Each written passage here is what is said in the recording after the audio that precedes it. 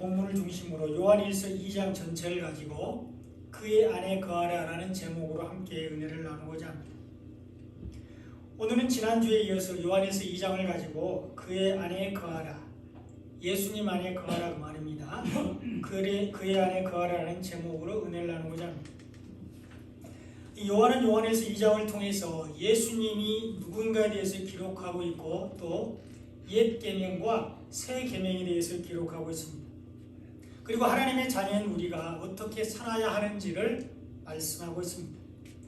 오늘 말씀을 통해서 우리의 대언자 되신 예수님에 대해서 살펴보고 또 옛 계명과 새 계명이 무엇인지 살펴보겠습니다.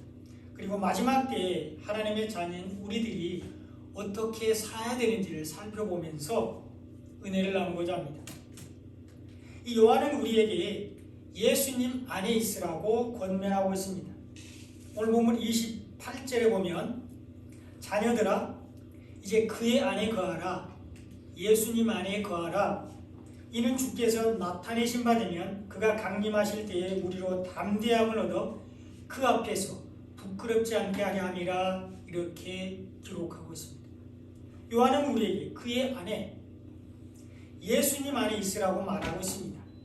그 이유는 우리가 예수님 안에 있어야 하는 이유는 주님께서 나타내신 바 되면 하나님이 정하신 때가 되면 예수님이 다시 오실 것인데 예수님께서 강림하실 때에 예수님께서 재림주로 다시 오실 때에 우리가 담대함을 얻어서 예수님 앞에서 부끄럽지 않게 하기 위해서라고 말하고 있습니다. 즉 구원을 받기 위해서 우리가 그의 안에 거하라고 말씀하고 있습니다. 우리가 예수님 안에 있을 때 구원을 받는다고 말씀하고 있습니다. 이것이 하나님께서 우리에게 약속하신 언약입니다. 하나님은 우리가 예수 그리스도 안에 있을 때에 우리를 구원해 주시겠다고 약속하셨습니다. 25절에 보면 그가 우리에게 약속하신 것은 이것이니 곧 영원한 생명이니라. 이렇게 기록되어 있습니다. 하나님께서 예수님 안에 있는 우리에게 약속하신 것은 곧 영원한 생명입니다. 하나님께서 예수님 안에 있는 우리에게 언약하신 것은 곧 우리의 구원입니다. 이것이 가장 큰 상급입니다. 구원이 하나님께서 우리에게 주시는 가장 큰 상급입니다. 천국에는 이 기와집이나 초가집이 없습니다. 또 하우스냐 아파트냐 이런 구분이 없습니다. 천국에는 크고 작음의 구분이 없습니다. 높고 낮음의 구분도 없습니다. 공평하신 하나님은 공평하게 예수님 안에서 구원받은 모든 사람들에게 동일한 구원을 선물로 주십니다. 똑같이 하나님 앞에서 차별이 없는 영생 복락을 누리게 됩니다. 그런데 여기까지 말씀드리면 꼭 삐딱한 사람들, 따지기 좋아하는 사람들은 이렇게 얘기를 합니다. 그럼 열심히 할 필요가 없겠네. 적당히 신앙생활하면 되겠네. 열심히 한다고 해서 더 좋은 것 주는 것도 아닌데 적당히 하면 되지 뭐. 헌금도 많이 할 필요 없고 봉사도 남들 하는 것만큼만 하면 되겠네. 이렇게 말하는 사람들이 꼭 있습니다. 그런데요, 이런 사람들은 정말로 구원의 은혜를 모르는 사람들입니다. 아직도 세상 중심의 신앙생활을 하고 있는 사람들입니다. 이런 사람들은 마치 천국도 이 세상과 똑같다고 생각하는 사람들입니다. 아직도 복음이 아닌 율법 안에 있는 사람들입니다. 이런 사람들은 아직도 은혜가 아닌 행위 중심의 신앙생활을 하는 사람들입니다. 안타깝지만 이런 사람들은 구원을 받을 수 없습니다. 하나님은 각 사람에게 맞는 달란트와 사명을 주셨습니다. 하나님이 먼저 각 사람에게 재능과 은사를 주신 다음에 하나님께서 주신 그것으로 섬기게 하셨습니다. 그러므로 우리가 가진 것 중에 어느 것 하나도 하나님께서 주시지 않은 것은 없습니다. 우리는 하나님께서 주신 것을 다시 하나님께 드리는 것입니다. 이것이 바로 신앙생활입니다.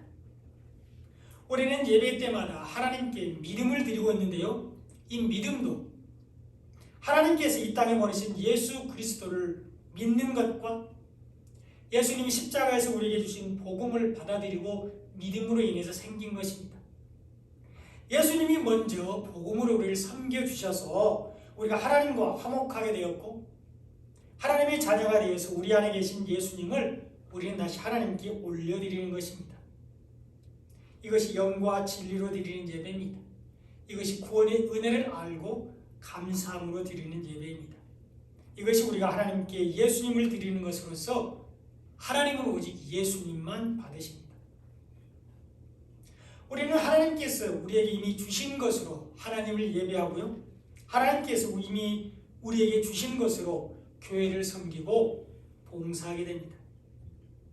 하나님은 우리에게 자원하의 예물을 드리고 형제를 돌아보게 하십니다. 하나님은 많이 받은 사람들에게는 많이 찾으십니다. 건강한 사람에게는 부지런히 몸을 움직여서 봉사하게 하시고 또 물질의 복을 받는 사람에게는 하나님의 나라를 위해서 그 물질을 드리게 하십니다. 또 지혜와 총명이 있는 사람은 그 지식을 다른 사람들을 위해서 사용하게 하십니다. 그러므로 우리가 어떤 식으로 봉사하든지 얼마나 많이 섬기든지 얼마나 많이 헌금하든지 자랑할 것이 없는 것은 다 하나님께서 주신 것이기 때문입니다. 그런데요, 충분히 섬길 수 있는데 섬기지 않는 사람들을 하나님은 싫어하십니다. 충분히 봉사하고 물질 드릴 수 있는데 인색하게 구는 사람들을 하나님은 싫어하신다는 겁니다. 그리고 또 반대로 정말로 봉사할 수 없고 섬길 수 없고 드릴 수 없어서 탄식하는 사람들도 하나님께서 돌보시는데 하나님은 그들의 탄식과 기도를 들으시고 응답해 주십니다. 하나님은 그들의 깊은 신음에도 응답하시고 위로하신다는 겁니다. 하나님은 우리가 예수 그리스도 안에 있을 때 우리를 구원해 주신다고 약속하셨습니다. 그러므로 우리는 언제나 예수 그리스도 안에 있어야 합니다. 자, 첫째로 우리가 예수 그리스도 안에 있기 위해서는 예수님이 누구신지 알아야 합니다. 예수님은 우리의 대언자가 되십니다. 1절에 보면 나의 자녀들아 내가 이것을 너희에게 쓰면 너희로 죄를 범하지 않게 하려 함이라. 만일 누가 죄를 범하여도 아버지 앞에서 우리에게 대언자가 있으니 곧 의로우신 예수 그리스도시라 이렇게 기록되어 있습니다. 예수님이 우리의 대언자가 되신다고 말씀하고 있습니다. 여기서 말하는 대언자는 우리의 죄를 위한 것입니다. 우리의 죄를 대신 담당해 주시는 분을 말합니다. 2절에 보면 그는 예수님은 우리 죄를 위한 화목제물이니 이렇게 기록되어 있습니다. 예수님이 우리의 죄를 위한 화목제물이라고 말씀하고 있습니다. 예수님이 우리의 죄 때문에 대신 죽으셨다는 것을 말씀합니다. 그러므로 우리가 예수님 안에 있을 때 우리는 죄가 없는 상태, 거룩한 상태, 빛 가운데 있게 됩니다. 예수님은 우리의 죄를 대신 담당해 주시는 우리의 대언자이십니다. 둘째로 우리가 예수 그리스도 안에 있기 위해서는 그의 계명을 지켜야 합니다. 5절에 보면 누구든지 그의 말씀을 지키는 자는 하나님의 사랑이 참으로 그 속에 온전하게 되었나니 이로써 우리가 그의 안에 있는 줄 아노라 이렇게 기록되어 있습니다. 예수님의 말씀을 지키는 사람이 예수님 안에 있다고 말하고 있습니다. 이것을 3절로 4절에서는 예수님의 계명을 지키는 사람이 예수님 안에 있는 사람이라고 기록하고 있습니다. 그럼 우리는 말씀을 지키는 자, 계명을 지키는 자가 되어야 되는데요. 우리가 예수님 안에 있는 것, 우리의 마음에 말씀을 새기고 사는 것, 복음을 간직하고 사는 것이 우리가 말씀을 지키는 것이고 계명을 지키는 것이 됩니다. 그리고 셋째로 우리가 예수 그리스도 안에 있기 위해서는 새 계명 안에 있어야 합니다. 옛 계명을 버리고 새 계명 안에 있는 것이 우리가 예수 그리스도 안에 있는 것입니다.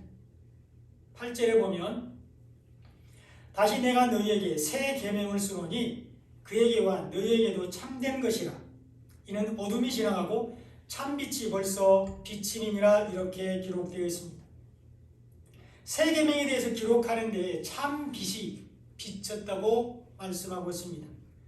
그 빛이 예수님과 우리에게도 참된 것이라고 말하고 있습니다. 그러면서 그 빛이 벌써 우리에게 비춰져서 우리가 어둠 가운데 있지 않고 빛 가운데 있다고 말씀하고 있습니다. 이 빛이 바로 생명의 말씀인 복음입니다. 이 복음이 예수님과 우리에게 참된 것인데요, 예수님은 십자가에서 모든 어둠을 물리치고 우리에게 참 빛이신 생명의 말씀을 우리에게 주셨습니다. 그리고 우리는 그 말씀을 받아들이고 믿음으로 어둠에서 빛으로 나왔습니다. 예수님은 복음으로 우리를 구원하시고 우리는 그 복음을 받아들이고 믿음으로 구원을 받았습니다. 이것이 예수님께서 우리에게 주신 새 계명입니다. 우리가 예수 그리스도 안에 있기 위해서는 이 새 계명 안에 있어야 합니다. 그리고 이 새 계명 안에 있는 사람들은 형제들을 미워하지 않고 사랑합니다. 9절에 보면 빛 가운데 있다 하면서 그 형제를 미워하는 자는 지금까지 어둠에 있는 자요, 이렇게 기록되어 있습니다. 자기 스스로가 빛 가운데 있다고 말하면서 형제를 미워하는 자는 아직 어둠에 있는 자라고 분명하게 말씀하고 있습니다. 아직 빛으로 나오지 못했다고 말씀합니다. 아직 새 계명으로 나오지 못했다고 말씀하고 있습니다. 여전히 생명의 말씀인 복음으로 나오지 못하고 있다고 말합니다. 아직도 율법으로 남을 판단하고 정죄하고 비난하고 있다는 것을 말합니다. 이런 사람들은 구원을 받을 수 없습니다. 11절에 보면 그의 형제를 미워하는 자는 어둠에 있고 또 어둠에 행하며 갈 곳을 알지 못하나니 이는 그 어둠이 그의 눈을 멀리하였습니다. 이렇게 기록되어 있습니다. 형제를 미워하는 자는 어둠에 있고 어둠에 행한다고 말하고 있습니다. 그들은 갈 곳을 알지 못한다고 말하고 있습니다. 그러니까 이런 사람들은 좌로나 우로나 치우치게 되는데요, 생명에 있다가 다시 사망으로 갔다가 이렇게 갈팡질팡한다는 것입니다. 그리고 이런 사람들을 성경에서는 중풍병자라고 말합니다. 믿음에 굳게 서 있지 못하고 중심을 잡지 못하고 갈대처럼 흔들립니다. 이런 사람들은 어둠이 눈을 멀리한다고 말하고 있는데 하나님의 나라를 보지 못하게 됩니다. 이런 사람들은 구원을 받을 수 없습니다. 그러나 형제를 사랑하는 자는 빛 가운데 행하여 꺼리낌이 없습니다. 10절에 보면 그의 형제를 사랑하는 자는 빛 가운데 거하여 자기 속에 꺼리낌이 없으나 이렇게 기록되어 있습니다. 그의 형제를 사랑하는 자는 빛 가운데 거해서 자기 속에 거리낌이 없다고 말하고 있습니다. 어둠과 사망에서 벗어나서 생명과 빛 안에서 구원의 기쁨을 누리게 된다고 말씀하고 있습니다. 그의 형제를 사랑하는 자는 복음 안에서 참 자유와 평강을 누리게 됩니다. 이 새 계명 안에 있는 사람들은 하나님이 우리를 사랑하신 것 같이 형제들을 사랑하게 됩니다. 새 계명 안에 있는 사람들은 예수님이 우리를 위해서 목숨을 버리신 것 같이 그리스도 안에서 한 지체된 형제를 미워하지 않고 사랑합니다. 이것이 우리가 새 계명 안에 있는 것입니다. 넷째로 우리가 예수 그리스도 안에 있기 위해서는 세상을 사랑하지 말아야 합니다. 15절에 보면 이 세상이나 세상에 있는 것들을 사랑하지 말라. 누구든지 세상을 사랑하면 아버지의 사랑이 그 안에 있지 아니하니 이렇게 기록되어 있습니다. 요한은 우리에게 예수 그리스도 안에 있기 위해서 세상을 사랑하지 말라고 말하고 있습니다. 세상을 사랑하는 사람들에게는 하나님의 사랑이 그 안에 있지 않다고 말하고 있습니다. 세상을 사랑하는 사람들에게는 예수님이 없다는 것을 말합니다. 그리고 예수님이 주신 새 계명 복음이 없다는 것을 말하고 있습니다. 하나님의 사랑은 예수님을 통해서 우리에게 부어졌기 때문입니다. 예수님이 지신 십자가는 하나님이 얼마나 우리를 사랑하시는지 잘 보여주는 증거입니다. 그리고 십자가에서 우리를 향하신 하나님의 사랑이 완성되었습니다. 십자가에서 예수님은 우리에게 새 계명을 주셨는데 생명의 말씀인 복음을 주셨습니다. 이것이 하나님 아버지의 우리를 향하신 사랑입니다. 그러나 이런 사랑은 세상에는 없습니다. 오직 그리스도 안에만 있습니다. 세상에 있는 것들은 다 하나님께로부터 온 것이 아니고요, 사탄으로부터 온 것이기 때문입니다. 16절에 보면 이는 세상에 있는 모든 것이 육신의 정욕과 안목의 정욕과 이생의 자랑이니 다 아버지께로부터 온 것이 아니요 세상으로부터 온 것이라 이렇게 기록되어 있습니다. 이 세상에 있는 모든 것이 육신의 정욕, 안목의 정욕, 이생의 자랑이라고 말하면서, 다시 말하면 이것은 영적인 축복이나 영혼이 잘 되는 것보다 이 땅에서 잘 되는 것을 말하고 있습니다. 은혜에 의한 구원보다는 자신의 행위에 대한 대가를 바라고 있는 것을 말합니다. 새 계명이 아닌 옛 계명인 율법에 앉아있는 사람들을 가리키고 있습니다.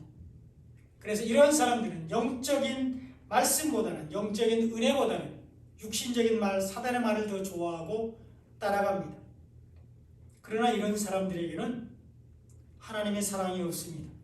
이런 것들은 다 하나님께로부터 온 것이 아니고 세상으로부터 온 것이기 때문입니다. 예수님께로부터 온 것이 아니라 사탄으로부터 온 것이기 때문입니다. 그리고 이런 것들은 바람같이 지나가고 오직 그리스도 안에 있는 사람들만 구원을 받습니다. 17절을 같이 한번 읽어보겠습니다. 시작. 이 세상도 그 정욕도 지나가되 오직 하나님의 뜻을 행하는 자는 영원히 거하느니라. 이 세상도 그 정욕도 지나간다고 말하고 있습니다. 영원하지 않다는 겁니다. 정한 기한이 있습니다. 끝이 있습니다. 그러나 오직 하나님의 뜻을 행하는 사람들은 영원히 거하게 되는데 구원을 받습니다. 하나님의 나라에서 영원히 살게 됩니다. 하나님의 뜻은 우리가 예수 그리스도 안에서 구원을 받는 것입니다. 그러나 이 세상도 그 정욕도 순식간에 지나갑니다. 그러므로 우리는 세상을 살아가지 말고 그리스도 안에 있어야 합니다. 새 계명인 복음 안에 있어야 합니다. 그래서 베드로 사도는 우리에게 말씀 안에 있으라고, 복음 안에 있으라고 권면했습니다. 베드로전서 1장 24절로 25절도 같이 한번 읽어보겠습니다. 시작. 그러므로 모든 육체는 풀과 같고 그 모든 영광은 풀의 꽃과 같으니 풀은 마르고 꽃은 떨어지되 오직 주의 말씀은 세세토록 있도다 하였으니 너희에게 전한 복음이 곧 이 말씀이니라. 아멘. 세상을 사랑하는 사람들이 그토록 위하고 원하는 육체는 풀과 같다고 말합니다. 그리고 세상 사람들이 그토록 원하는 성공은 풀의 꽃과 같다고 말하고 있습니다. 그리고 풀은 마르고 꽃은 반드시 시든다고 말합니다. 영원하지 않다고 말씀하고 있습니다. 그러나 예수님의 말씀은 세세토록 있습니다. 예수님이 우리에게 주신 복음은 영원합니다. 그러므로 우리는 그리스도 안에 거해야만 합니다. 새 계명인 복음 안에서 살아야 한다고 가르쳐주고 있습니다. 야고보서 4장 14절에도 보면 내일 일을 너희가 알지 못하는도다. 너희 생명이 무엇이냐? 너희는 잠깐 보이다가 없어지는 안개니라. 이렇게 기록되어 있습니다.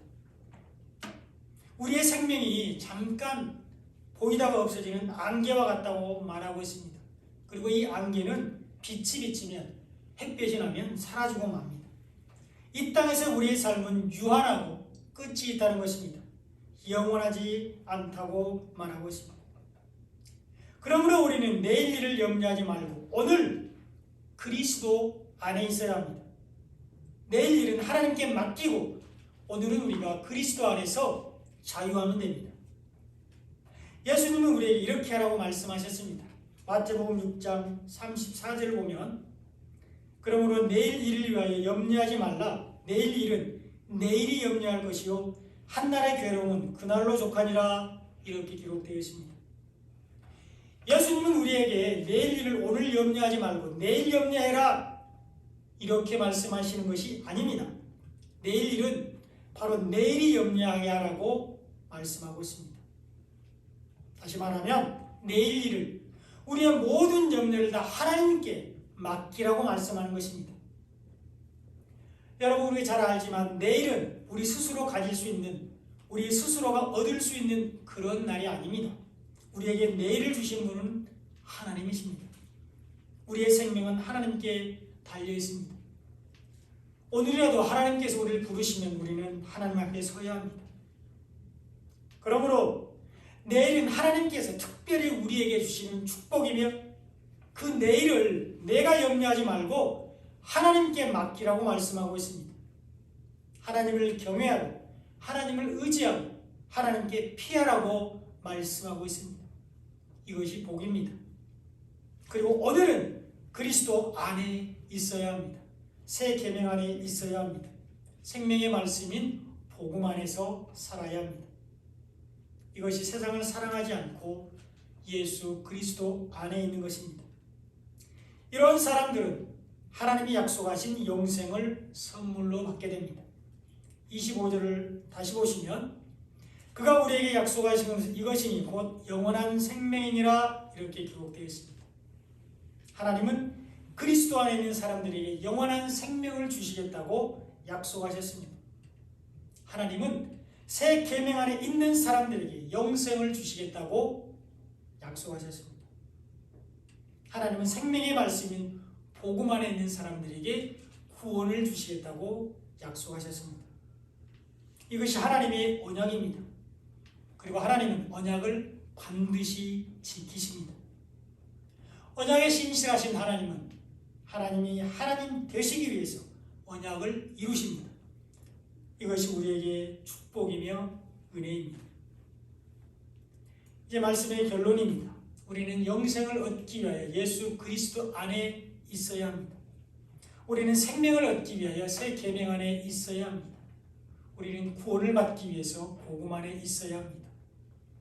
이것이 하나님께서 우리에게 약속하신 언약입니다. 그리고 하나님은 언약을 반드시 신실하게 지키십니다. 그러므로 우리는 예수님 안에 있어야 하는데 예수님이 우리의 대언자 되심을 아는 것이 예수님 안에 있는 것입니다. 우리가 예수님의 계명을 지키는 것이 예수님 안에 있는 것입니다. 우리가 새 계명은 복음 안에 있는 것이 예수님 안에 있는 것입니다. 우리가 세상을 사랑하지 않는 것이 예수님 안에 있는 것입니다. 이런 사람들이 하나님이 약속하신 영생을 선물로 받게 됩니다. 이런 축복이 넘쳐나시기를 예수님의 이름으로 축원드립니다. 기도하겠습니다. 사랑해 주님 감사합니다.